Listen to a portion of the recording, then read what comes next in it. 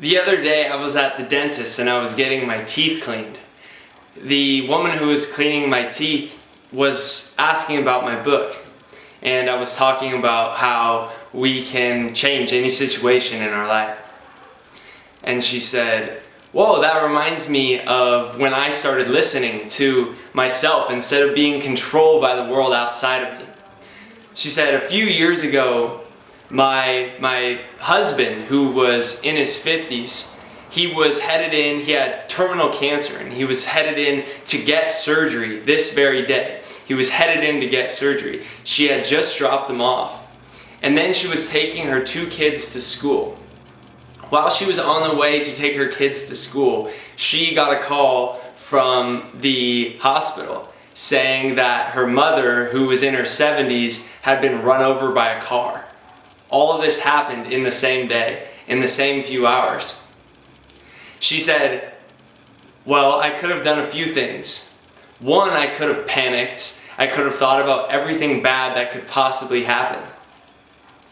And then I realized that the only thing that was doing, thinking about all the bad things that could happen, or all the bad things that are happening, was unfair to her."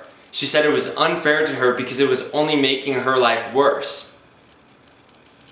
Do you ever exaggerate problems more than they are? Or are there huge problems in front of you, but do you get so attached to them and so fixated on the world outside of you that you forget to stay in touch with you? Do you forget the point of view that's actually creating your happiness? That regardless of the circumstances outside of you, whether they're fearful or whether they're harmful or whatever they are, that all of them that are creating our emotions of these things, of fear, of pain, of worry, of upset, of anguish, all of these emotions are actually being created by us, by the way we're viewing these situations, or attaching to the emotions, or getting sucked into them, or feeling like a victim, or feeling like the world is just out to get us, that it's never going to get better, and the problems are going to keep piling up.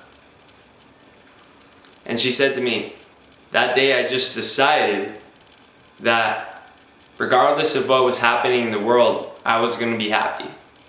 That I was going to make a choice to feel good, and to do things that make me feel good.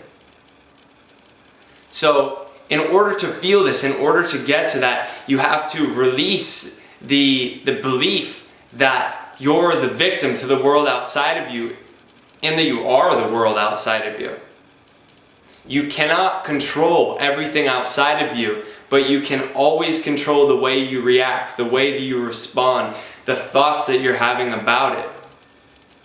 And you can always do things to put yourself into a place where you have some space to not be attached to these emotions. You know what you love to do, what takes you away from the world, whether it's going outside of nature, or whether it's writing, or whether it's breathing, or whatever it is, going out in the sun.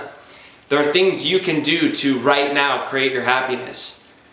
And so you should do them before it's too late.